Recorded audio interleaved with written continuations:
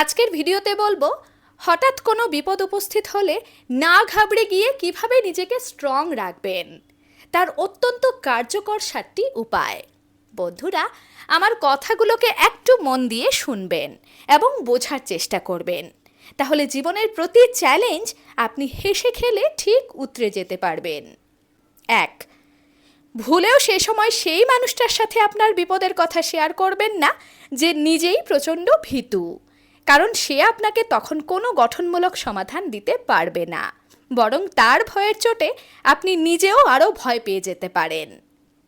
2. মাথা স্থির রাখুন। ঘাবড়ে গিয়ে হাহুতাশ করলে বা উত্তেজিত হয়ে গেলে আপনার মস্তিষ্ক ঠিকঠাক কাজ করবে না, তাই সে সময় যথাসম্ভব চেষ্টা করবেন নিজেকে স্থির রাখার।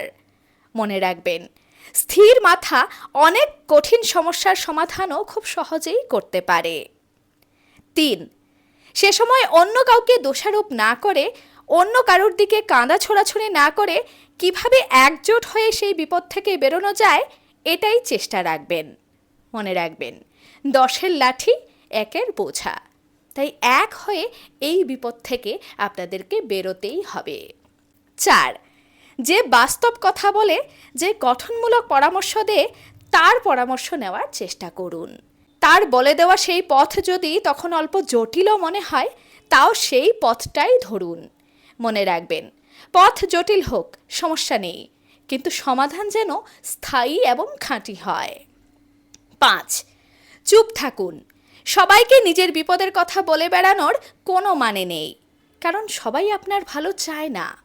কেউ কেউ আপনার বিপদ শুনলে বেশ হয়েছে বলে হাততালি দেবে, আবার কেউ কেউ আপনাকে সে সময় কুবুদ্ধি দিয়ে হয়তো নতুন আরেকটা বিপদে আপনাকে জড়িয়ে ফেলতে পারে, তাই সে সময় সাময়িক চুপ হয়ে যাওয়াই শ্রেয়।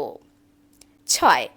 কেন এমনটা হলো, কেন আপনাকেই সব ভোগ করতে হয়, এসব ভেবে অযথা নিজেকে কষ্ট দেবেন না ও দুর্বল হয়ে পড়বেন না। মনে রাখবেন, উত্থান পতন, সুখ দুঃখ, হাসি কান্না এসব জীবনের এক একটা অংশ। এসবে বিচলিত হতে নেই।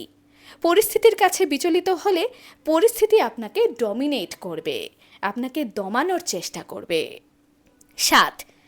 একসাথে সব সমাধান করার বৃথা চেষ্টা করবেন না। এক এক করে সমস্যাগুলোকে বাগে আনুন। অতি সন্তর্পণে ও ভেবেচিন্তে পা ফেলুন, কারণ তখনকার ছোট্ট একটা সিদ্ধান্তই কিন্তু অনেক বড় প্রভাব ফেলবে। তাই সিদ্ধান্ত যাতে ভালো হয় এটা অবশ্যই নিশ্চিত করুন। তার জন্য আপনার মানসিকভাবে স্থির থাকা অবশ্যই দরকার। বন্ধুরা, ভিডিওটি উপকারী মনে হলে অবশ্যই নিজের পরিজনদের মাঝে শেয়ার করুন, এবং তার সাথে তো অবশ্যই শেয়ার করুন যে হঠাৎ কোনো বিপদ উপস্থিত হলে অতি সহজেই ঘাবড়ে যায়।